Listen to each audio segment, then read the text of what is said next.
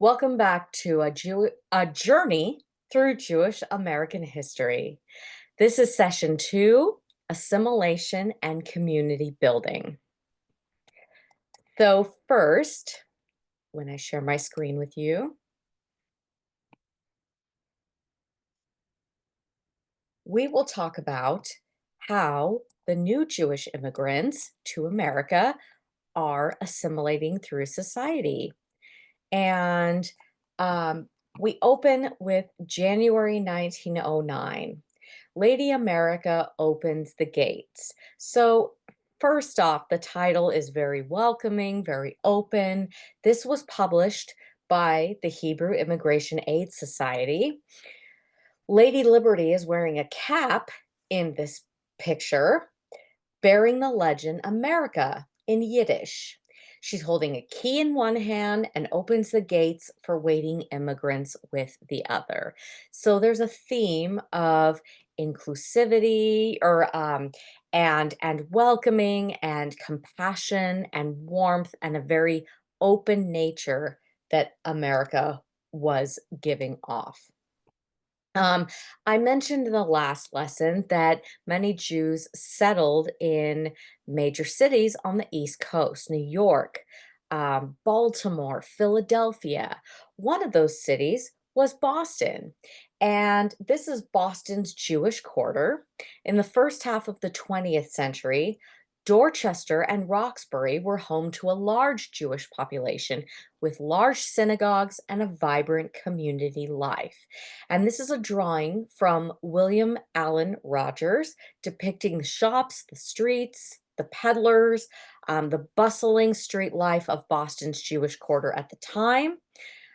It was illustrated by Sylvester Baxter entitled Boston at Century's End. It appeared in Harper's Magazine in 1899. And of course, one of the most famous areas was New York's Lower East Side. So in the mid 1800s, this area was known as Little Germany and as the world's largest Jewish city in the early 1900s.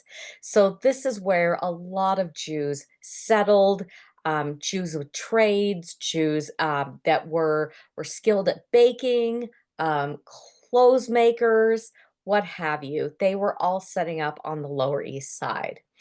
And these new Jewish immigrants quickly created synagogues, societies, libraries, businesses, in addition to the bakeries and restaurants. This community that started to form. People often bond over food. So, if the food that you're used to is being cooked in one area, you're probably going to stay in that area.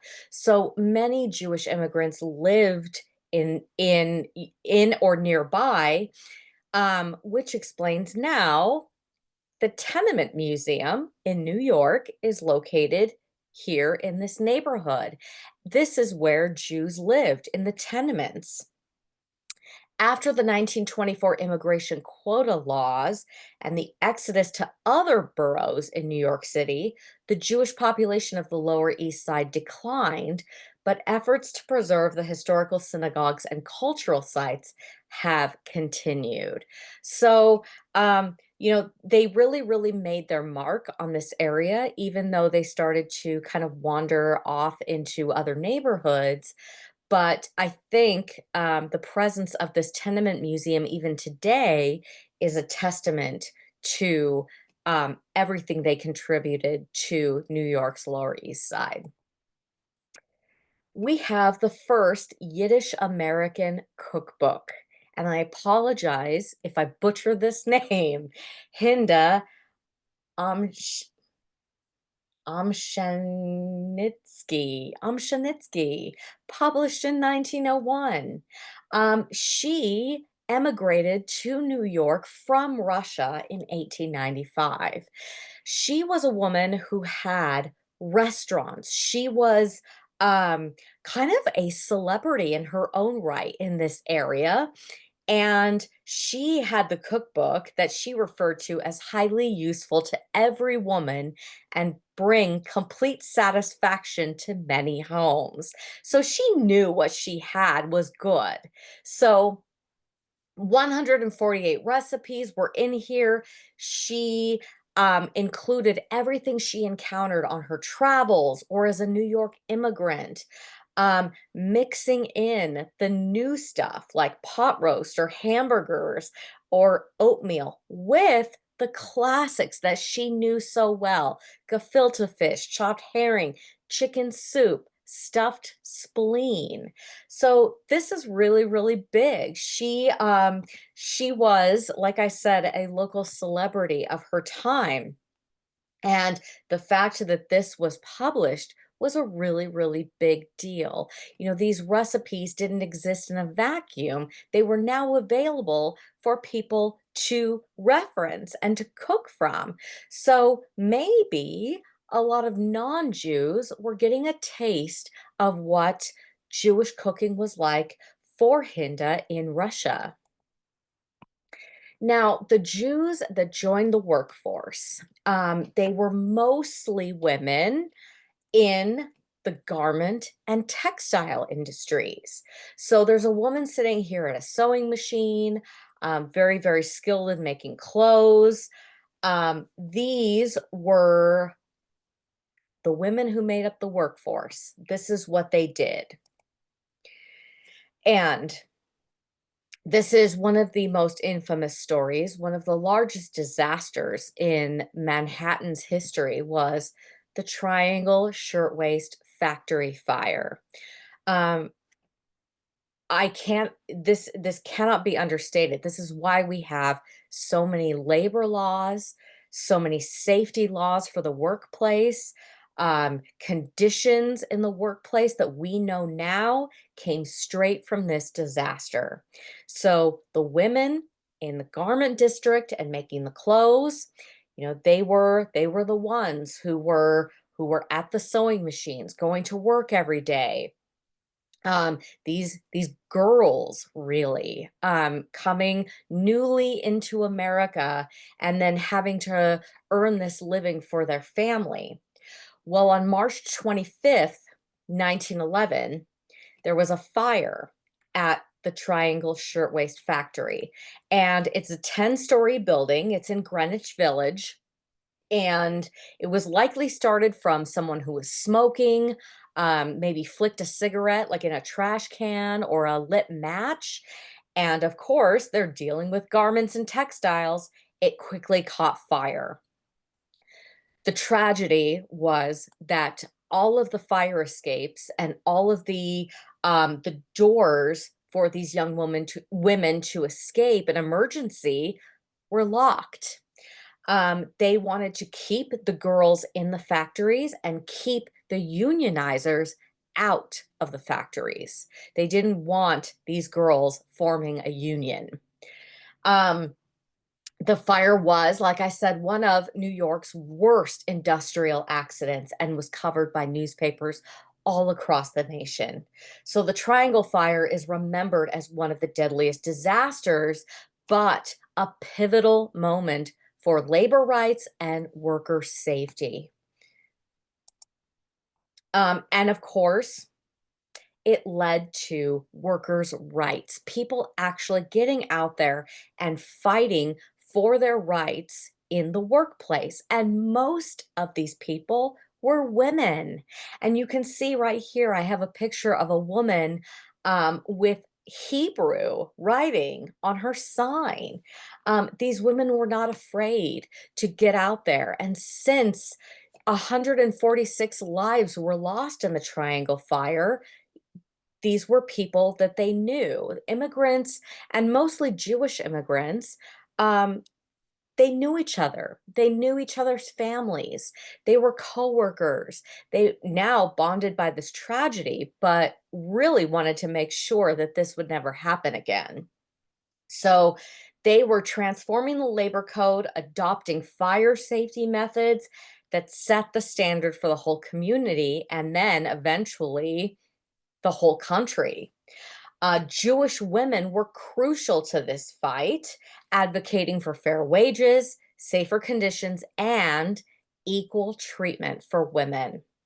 In total, the fire resulted in 8 laws covering fire safety, factory inspection, and sanitation and employment rules for women and children. And eventually, of course, children would not be able to work due to child labor laws. So that's definitely some good that came out of such a tragedy. In the early 20th century, even though World War I was breaking out in Europe, of course, the ripples of this affect America. A lot of families are still over in Europe. Families that, family members that were left behind or, couldn't make the trip, they are facing now their continent at war. So initially, like most Americans, or American Jews opposed the war from the beginning. So Americans were isolationists. They didn't want anything to do with the world conflict or a conflict in Europe, I should say. They wanted, England and France and Germany to solve their own problems. And of course, um, American Jews, though, however, were fully invested in the humanitarian side. They contributed in the aid of starving Jews in Ottoman controlled Palestine and also helped people who were destitute or brutalized due to World War One. In the spring of 1917, when the US did end up entering the war, they had to fight. So, some 225,000 Jews joined the fight. The very first time Jews fought in significant numbers in the US military. So, here pictured are 2 Jewish men fighting for America. This is a picture that is called Food Will Win the War. So, this was published in Yiddish during the World War. The United States Food Administration was appealing to the patriotic spirit and gratitude of these new arrivals in America. It reads, "Food will win the war. You came here seeking freedom. Now you must help to preserve it. We must provide the Allies with wheat. Let nothing go to waste." So maybe, you can ask your students, is freedom, is, the so many rights that we enjoy, is that free? Is there a price we really pay for all of this? Um, why do people join the military? Why do they go off and fight for countries or, help out in the aid of other people? So immigration and the war definitely impacted by this conflict in Europe. While America offered this tremendous amount of freedom and opportunity, Jewish immigrants faced challenges such as losing tradition and facing prejudice. Despite their contributions, Jews faced anti Semitism during the war. Some were labeled as slackers or war profiteers, meaning they just wanted to make money off the war. The war made immigration from Europe to the United States difficult, and immigration levels fell at this time. So, this is kind of like a foreshadowing to World War II.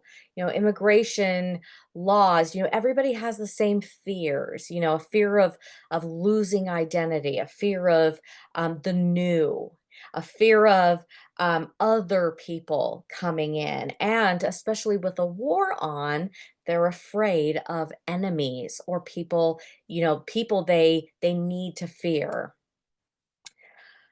Out of this, the American Jewish Joint Distribution Committee was born.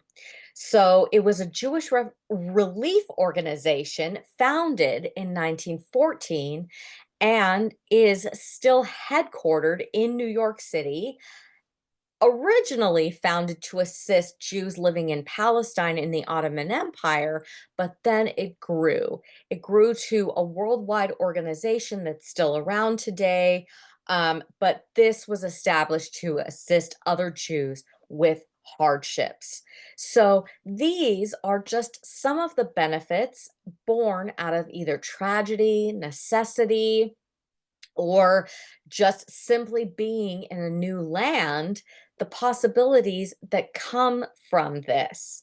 In the next session, we'll talk about the challenges and the not so nice aspects of being an immigrant in a new land can bring up. When you're surrounded by new people, when you have a different religion than everyone else.